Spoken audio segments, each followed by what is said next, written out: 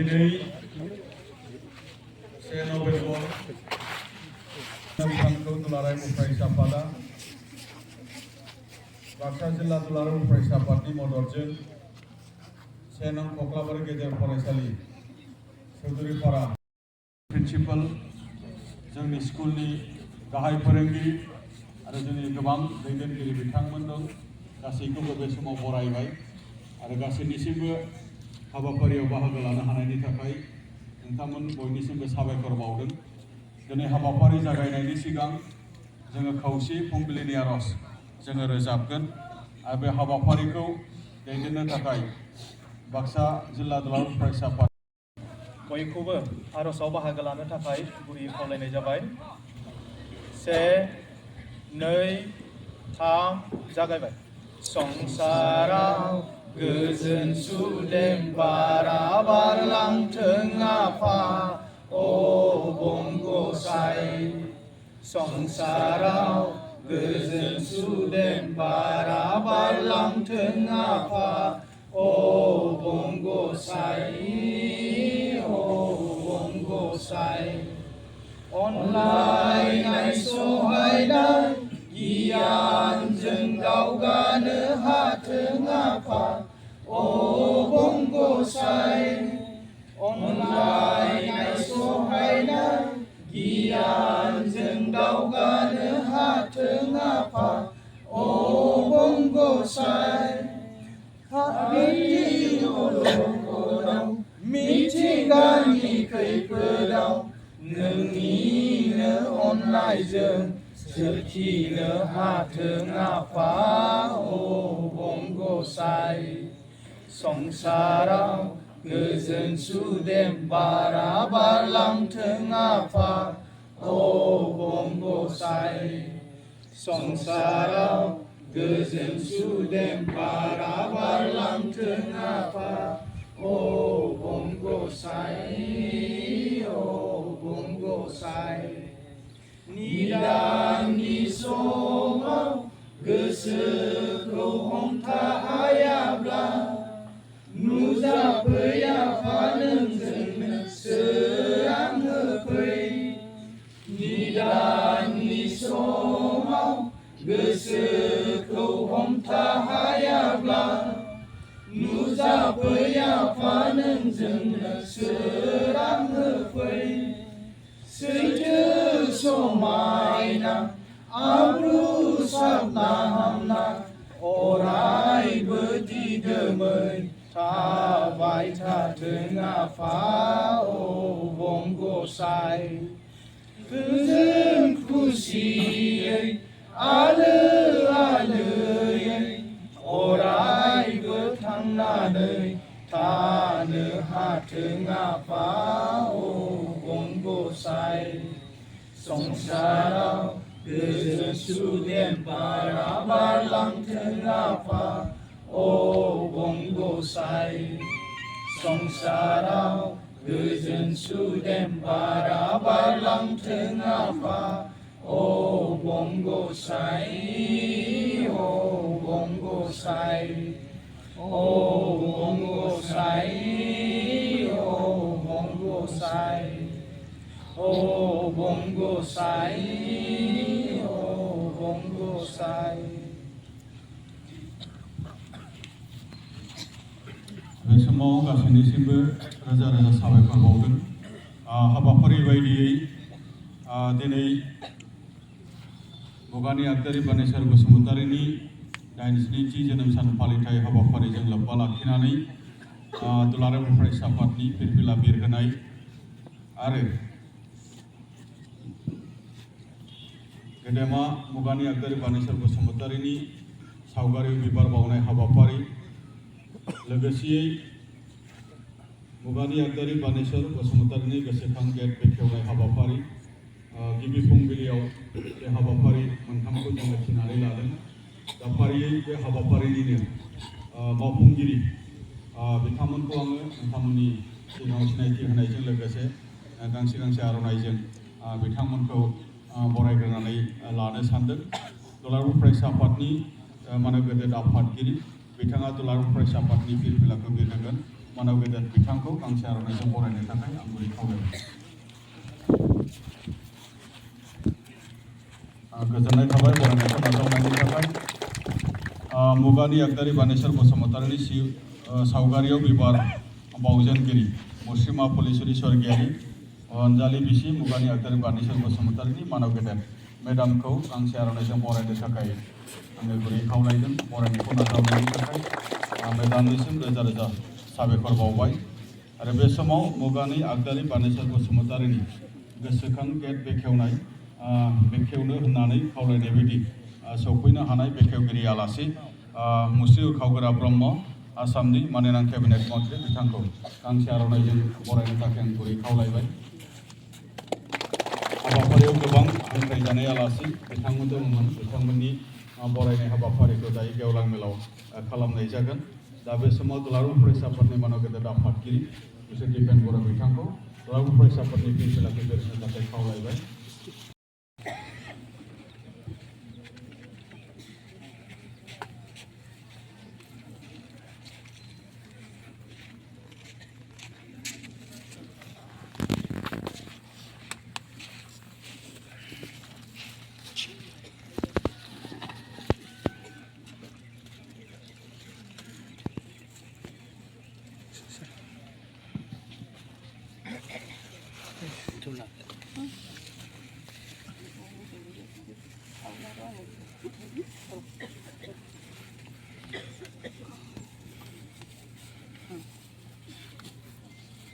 बिबार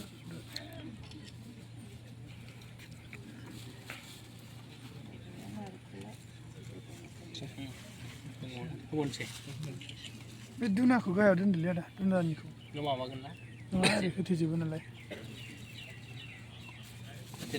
गाहायाव दोनजागोन होनबानो मोजां थिखागोन नालाय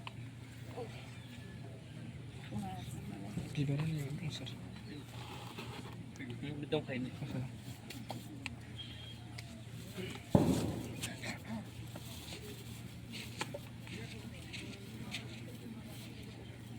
दै सान्थिया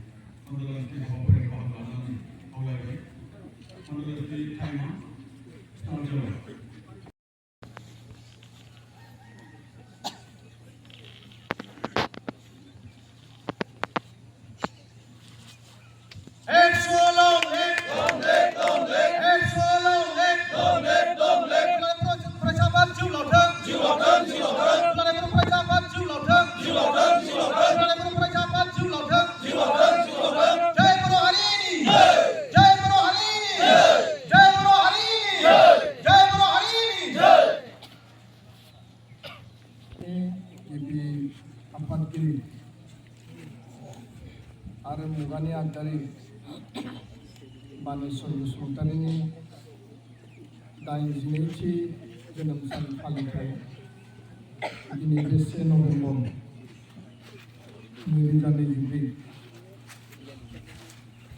कक्लाबारिनि बे बिथांनि जोनोम गामिनि साखाथियाव थानाय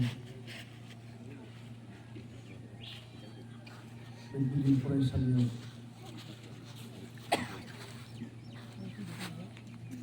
बोसोरफ्रोमबो जेरैबायदि जोङो बिथांनि जोनोम सानखौ खुंफुङो बेबायदिनो दुलाराय बर' फरायसा आफादनि बानजायनाय बाक्सा जिल्ला एबसुनि मदद आरो दख'रा एबसु सिके एबसुनि गासै बिथिंनि मददनि गेजेरजों दिनै जों खुंफुङो आरो फुंबिलिनि गोथार आर'ज जागायनायनि उनाव जोंनि जि खेला गेलेनाय बे हाबाफारिखौ मावफुंबाय दुलाराय बर' फरायसा आफादनि गोथार खुंफुंनाय दसे समनि उनाव बिथांनि गोथार मुसुखायाव बिबार बावनाय बे हाबाफारिखौ मावफुंगोन। आं गिबियावनो दिनैनि बे जोनोम सान बे हाबाफारियाव बाहागो लानाय मुगानि आगदारि बानेश्वर बसुमतारी बिथांनि आंगो बिसि बयनिबो सिबिजाथाव मेडाम बिथांनिसिम साबायखर बावदों बाहागो लानायनि थाखाय। जोंनि हाबाफारियाव एबसुनि आगुनि आफादगिरि आथिखाल आसाम सरकारनि मानगोनां मन्थ्रि उपेन्द्र ब्रह्म आरो बिथाङा बाहागो लादों। बेयाव एबसुनि लोगो आफादगिरि खोरोमदाव औवारि, गाहाय नेहाथारि अनिल बसुमतारी, जोंनि लोगो गाहाय नेहाथारि दिनेश ब्रह्म, गोबां दैदेनगिरिफोर दङ मिरुनि। बाक्सा जिल्ला एबसुनि आफादगिरि उमेश दैमारि आरो गासै दैदेनगिरि बिथांमोन बे समस्थिनि बयजोंबो सिनायजानाय एबसुनि मोनसे समनि गोख्रों दैदेनगिरि MCLA मन्टु बर' बिथां बर' थुनलाइ आफादनि आगुनि गाहाय नेहाथारि उपेन्द्र आदा बिथां बे ओनसोलनि एबसुनि थुनलाइ आफादनि आरो गुबुन गुबुन गौथुमनि मानगोनां गेदेमा नोंथांमोन बाहागो लाफैनाय रायजो राजा फरायसा फरायसुलि साफ्रोमनिसिमबो आंनि गोथार खुलुमनाय आरो हामलायनायखौ बावहरबाय। जोंहा सावरायनाय हाबाफारि दंखायो, बेखायनो आं गोलाव बाथ्रा बुंनो नागिराखै। गिबियावनो मुगानि आगदारि बानेश्वर बसुमतारी बिथांनो गोथार जिउमानि आलो गोजोननि थाखाय आफा इसोरनि आरज गाबदों, अराय जाहाथे गोजोनै थायो आरो जोंनि हाबा मावलांनायाव माहारिनि गासै बिथिंखौ आवगायलांनायाव जाहाथे जोंखौ अराय बोर सारस्रिहरो। 2017 मायथाइनि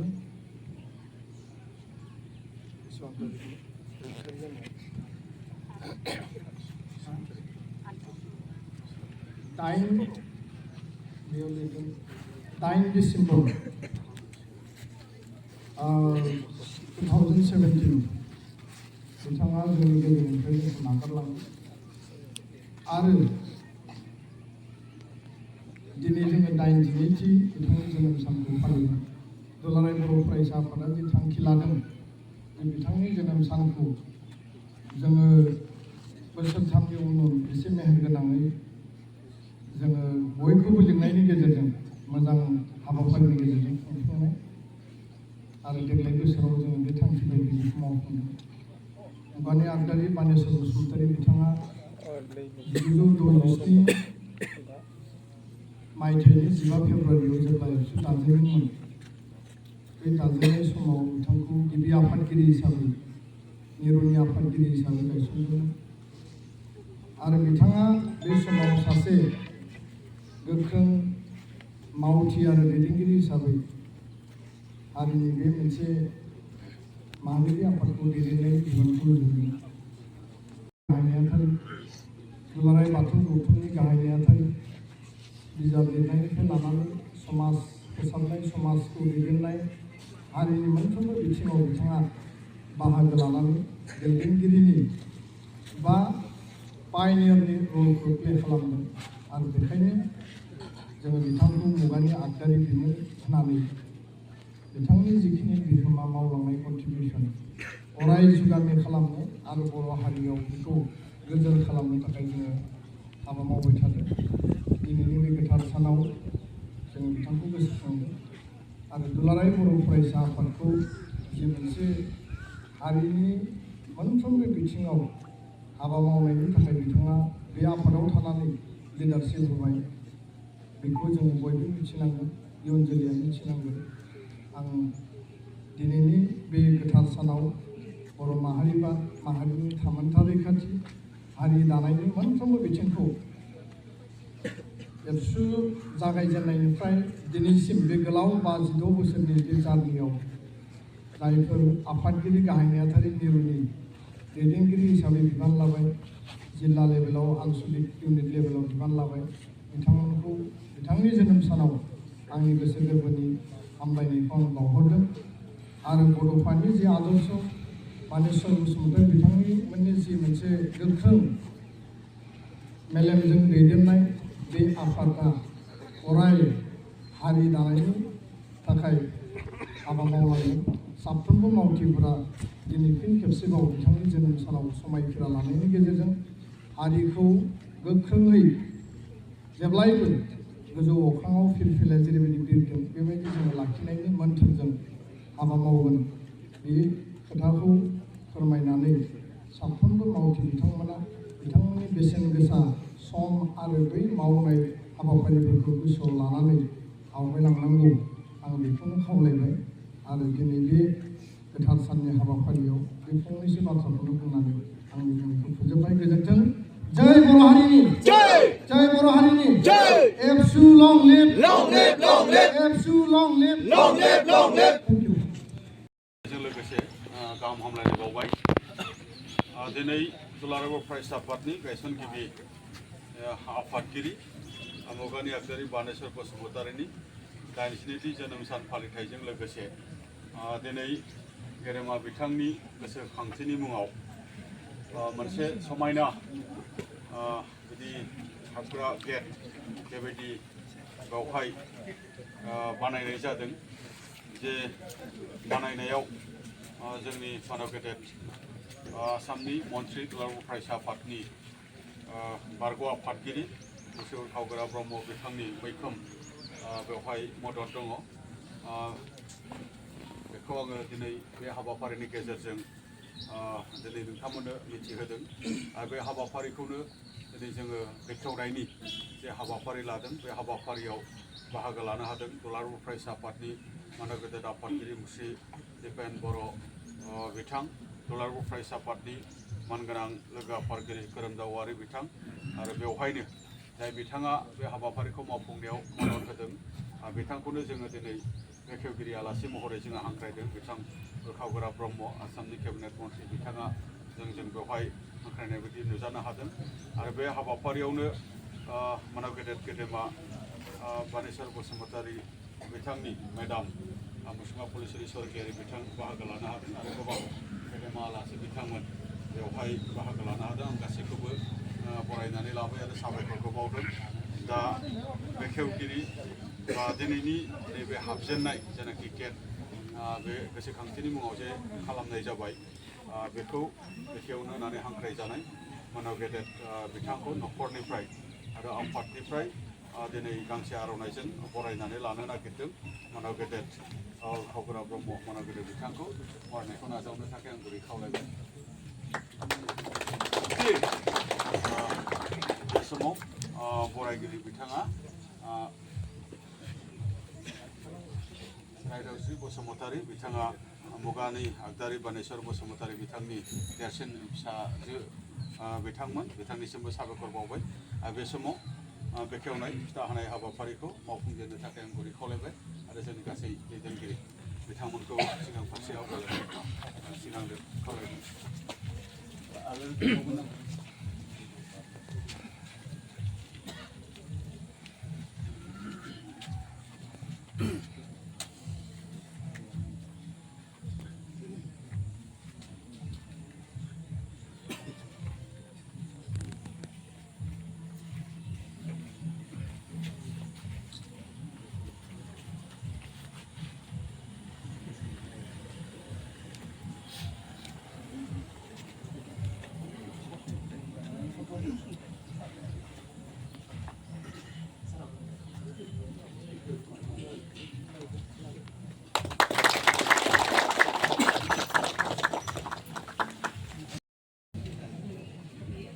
बे समाव मुगानि आगदारि बानेश्वर बसुमतारीनि मुसुखायाव थाखाय आसामनि मन्त्रि मानगोनां बिथांखौ खावलायदों।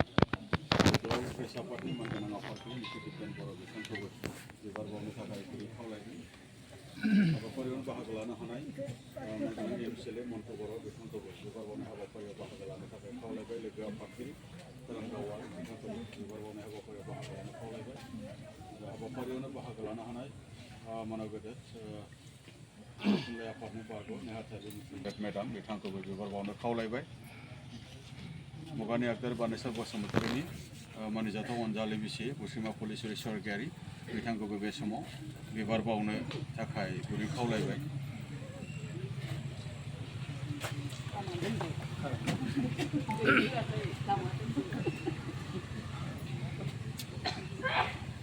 आरो हाबाफारियाव बाहागो लानो हानाय गासै जोंनि गेदेमा आलासि बिथांमोन दङ बिथांमोनखौबो बे समाव बिबार बावनाय हाबाफारियाव बाहागो लानो गुरै खावलायबाय।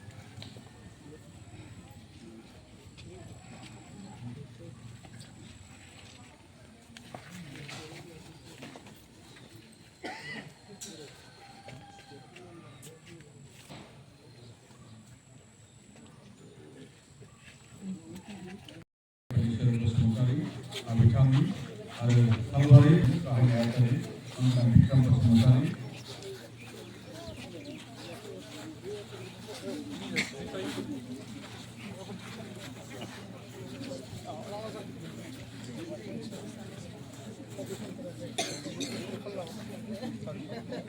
बेवहाय बाहागो लानो हानाय केसि कलेजनि प्रिन्सिपाल मानोना नोंथांमोन बिथां फरायसालियाव थांनानै बाहागो लानो खावलायजायो।